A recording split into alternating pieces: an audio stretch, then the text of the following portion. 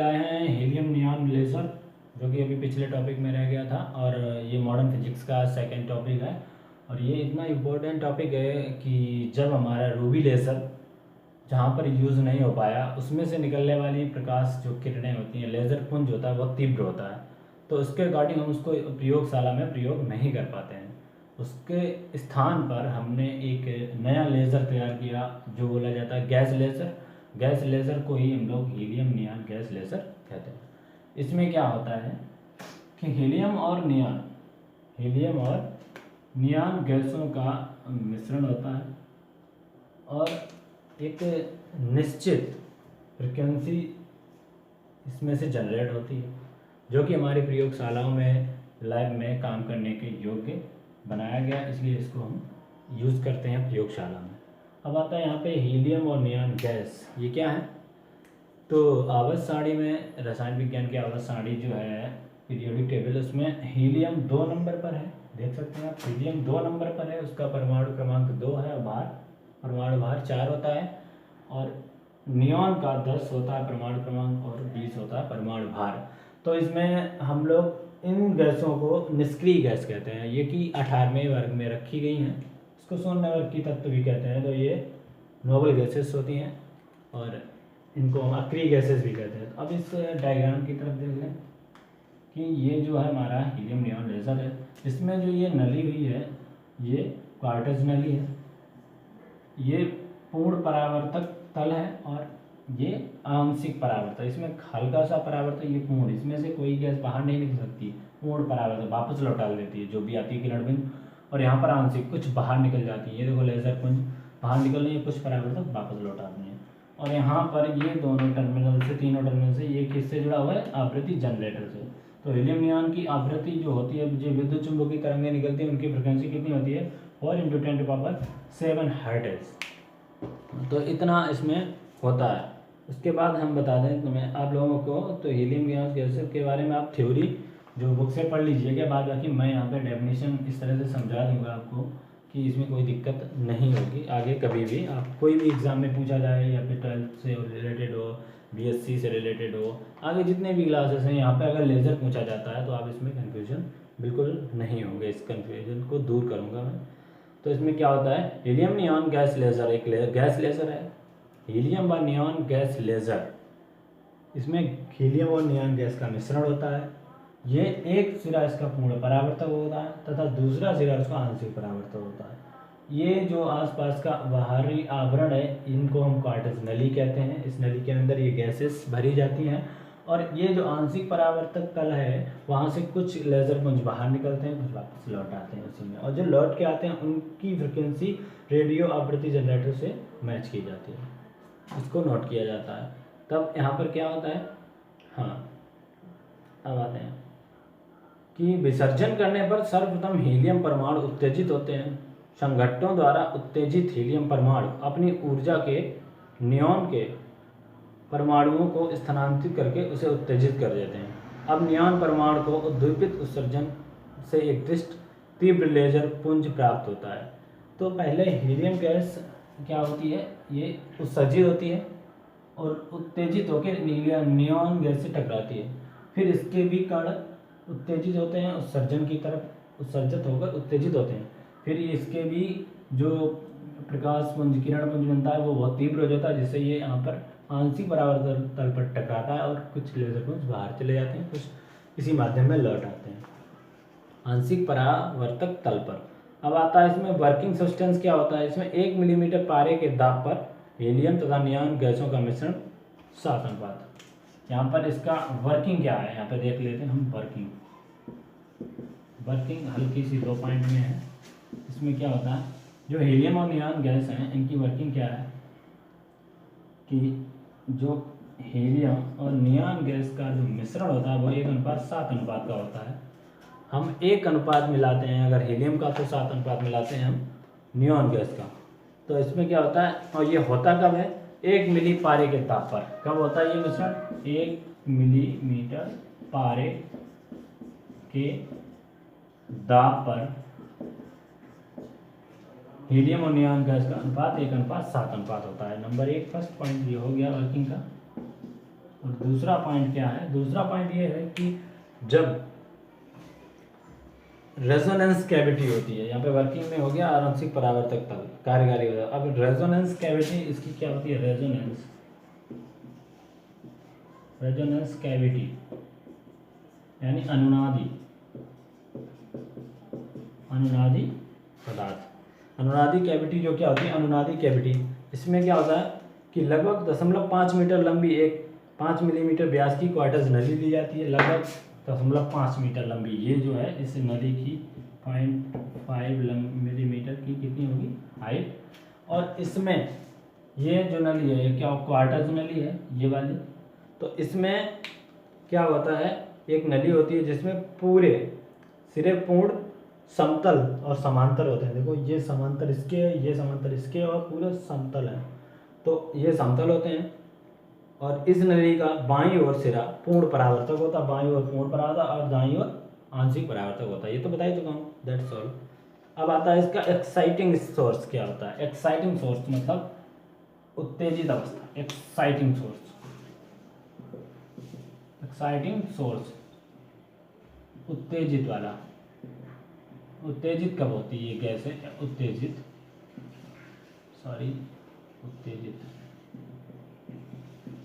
देख लो। उत्तेजित कब होती हैं कि यदि एक रेडियो आवृत्ति जनरेटर जो होता है उसमें क्या होता है कि रेडियो आवृत्ति जनरेटर है जो कि लगभग 4 × 10⁷ हर्ट्ज की फ्रिक्वेंसी को हीलियम और नियॉन गैस के ऊपर अप्लाई करता है। अब इस जनरेटर के द्वारा यहाँ से फ्रिक्वेंसी जाती है इसके अंदर।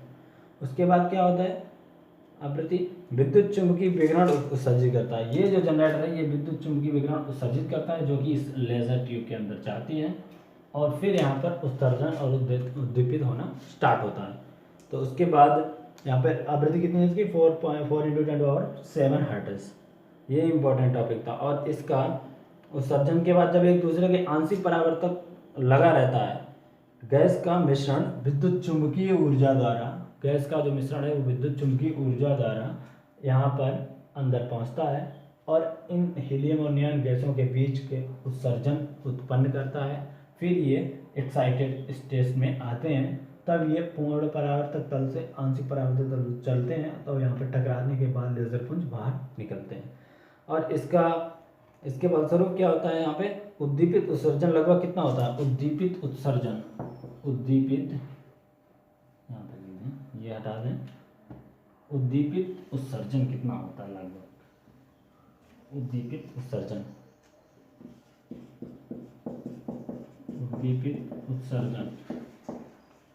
लगभग 40 वाट होता है, लगभग 40 वाट होता है। और इसी को अगर और एंगस्ट्रॉम तरंग दैर्ध्य इसकी कितनी होती है, तरंग दैर्ध्य इसकी तरंग दैर्ध्य हो जाती है लगभग 6000 से समथिंग, तो हो जाती है 6328, कंफर्म है 6328 एंगस्ट्रॉम।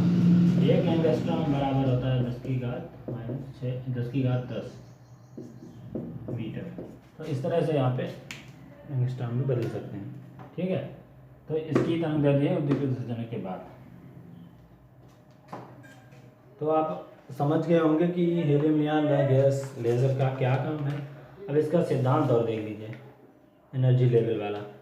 एनर्जी लेवल कैसे वर्क करता है, एनर्जी लेवल कैसे वर्क करता है। एनर्जी लेवल में वर्क करने के लिए क्या है कि सबसे पहले हमारी एनर्जी जो होती है हीलियम की और नियॉन की दोनों की देखते हैं। इधर आके हीलियम की देखते हैं पहले, हीलियम की। अब हीलियम की देखते हैं, 3 स्टेप में होता है, बताया था एक कल भी। E0 यानी ओरिजिन मूल अवस्था, E1 E2 और E1, शायद इस तरह से E1 E2 सॉरी, यहाँ पे E2 होगा, यहाँ पे E1 होगा। अब यहाँ पे क्या होता है कि जब ये स्टेट आती है हमारी हीलियम गैस के लिए, तो यहाँ पे क्या होता है कि हम हीलियम गैस यहाँ पे होती है हीलियम, तो ये नीचे से ऊपर की ओर चलती है इस तरह से। अब यहाँ से एक एनर्जी स्टेट 0 था, मूल एनर्जी थी, मूल अवस्था थी, मूल अवस्था से थोड़ा सा एक्सटाइट उत्सर्जन हुआ, ई लेवल एनर्जी लेवल फर्स्ट पे पहुंची और वहाँ पर क्या हुआ इसकी परमाणुक संघटक हो गया। परमाणुक संघटक होने के बाद यहाँ पे 2.06 जो एनर्जी मिलती है इसको 6 इलेक्ट्रॉन वोल्ट की एनर्जी मिलती है, तब यहाँ पे उत्सर्जन उत्पन्न करता है। इनके बीच का गैप जो है इतनी तीव्र होता है कि यहाँ तक पहुँचने, टकराने के बाद यहाँ तक पहुँचने में से समय नहीं लगता। तो ये हीलियम का एक्साइटेड स्टेट हो गया और ये उत्सर्जन हो गया, ये संघट्ट हो गया यहाँ पे इसका। अब यहाँ से जो एनर्जी जाएगी यहाँ से, वो जाएगी हमारे नियॉन लेज़र पे। किस तरह से? नियॉन लेज़र पे। यहाँ पे इसको थोड़ा इरेज करेंगे और यहाँ से जो एनर्जी जाएगी इस तरह से, वो जाएगी हमारे नियॉन लेज़र पे इस तरह से। ठीक है, अब नियॉन लेज़र पे जाएगी तो यहाँ पे देख लीजिए, यहाँ पे भी वही स्टेट बन जाएगी और फिर यहाँ से इस तरह आएगी और फिर यहाँ से रिवर्स चली जाती है वापस इसी माध्यम में। अब यहाँ पे क्या होता है कि जो E3 है और E1 E2 E3 है। अब यहाँ पे E0 होगा, यहाँ पे E1 होगा, यहाँ पे E2 होगा और ये E3 होगा।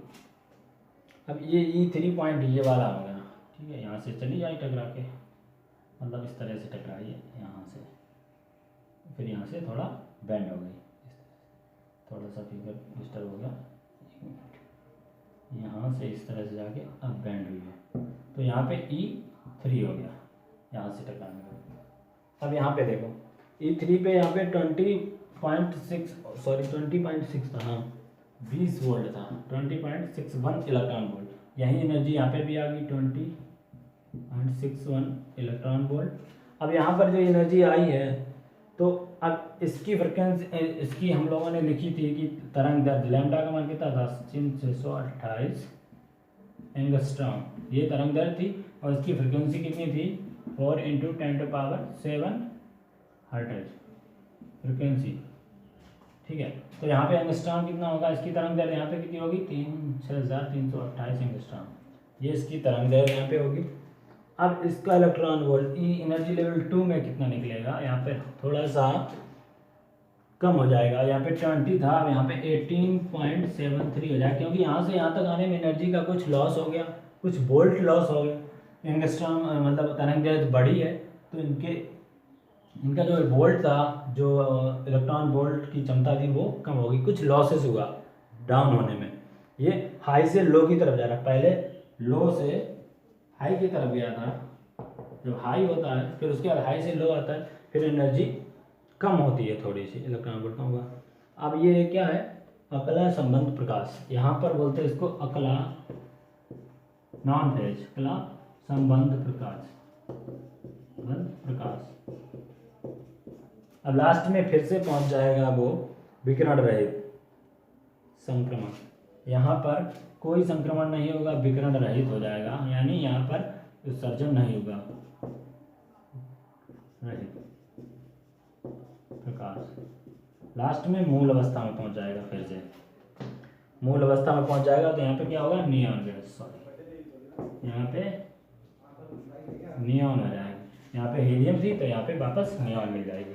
हीलियम से शुरुआत की थी साइकिल और वापस नियॉन तक पहुंच गए हम लोग। तो ये इसका एनर्जी लेवल होता है, स्क्रीनशॉट ले लीजिए, यहाँ पर आपका पूरा टॉपिक कंप्लीट होता है। कुछ विशेषताएं हैं वो मैं थोड़ी सी बता देता हूँ, आप ऐसे सुन लीजिए और बुक से आराम से देख के फिर पढ़ सकते हैं, कोई दिक्कत नहीं है।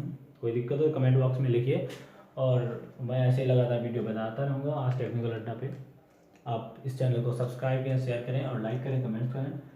और इस पर जल्द ही कुछ कंपटीशन क्लासेस भी चालू होने वाली हैं, तो लेखपाल की भर्ती जैसे कि आ गई है, उसको देखते हुए भी यहाँ पे आपको रीजनिंग, हिंदी, मैथ्स और जीके सारी चीज़ें सिखाई जाएंगी। तो आप बने रहिए, जितने ज़्यादा से ज़्यादा हो सके शेयर कीजिए और लाइक कीजिए, ताकि आपको और नॉलेज मिल सके, और प्रेस आइकन बेल दबा देना ताकि आपको नया नया वीडियो मिल जाए। और जल्दी से जल्दी कोशिश है, इस लॉकडाउन में हम लोगों को कुछ करना है। ये जो समय है ना, ये काफ़ी कीमती है, इस समय हम लोग ऐसे ही नहीं रह सकते, सिर्फ कुछ निकले ना बाहर निकले, बस पेट निकल रहा है, लोग खा रहे हैं और पढ़े, खा रहे हैं और पढ़े, बस पेट ही निकल रहा है। तो इसलिए हम लोग वेट कम करने के लिए थोड़ा माइंड से काम लेते हैं और अपना स्ट्रेटजी बना लेते हैं। दिन का रूल जब भी 17 मई तक है, बहुत दिन है, 15 दिन है, 15 दिन में आप 1500 घंटे पढ़ सकते हैं। एक दिन में 4 से 5 घंटे पढ़कर, 2 घंटे दिन, 2 घंटे नाइट, आराम से आपका क्लियर हो सकता है। लेखपाल हो या फिर ये पॉलिटेक्निक क्लासेस हो या फिर बीएससी की तैयारी कर रहे हो आप, 12th में हो, कहीं भी हो, ये लेज़र सारे आते हैं, कंपटीशन बेस पे भी आते हैं। तो इसमें है कुछ नहीं, थ्योरी है, थ्योरी आप पढ़िए वो। और आपका टॉपिक बचेगा लास्ट में अर्धचालक लेज़र, वो भी मैं ख़त्म करूँगा। उसके बाद आ जाता है इसमें अगला टॉपिक में जो कन्फर्म कराने वाला हूँ आप लोगों को, वो है पॉपुलेशन इन्वर्जन। कल का जो टॉपिक रहेगा वो होगा पॉपुलेशन इन्वर्जन। पॉपुलेशन इन्वर्जन याद करके आना, पढ़ के बैठना, तो मुझे अच्छा लगेगा आप लोगों को ये सब कुछ बताते हुए, आपको भी आसानी से समझ में आएगा। तो वही बात है, इसके लिए न रहो न निराश, करो मन को, कुछ काम करो, कुछ काम करो, जग में रहकर कुछ नाम करो। तो इन्हीं लाइनों के साथ मैं आज का ये टॉपिक ख़त्म करता हूँ। धन्यवाद, थैंक यू फॉर वॉचिंग। अब लाइक करना ना भूलें, सब्सक्राइब करना ना भूलें। धन्यवाद।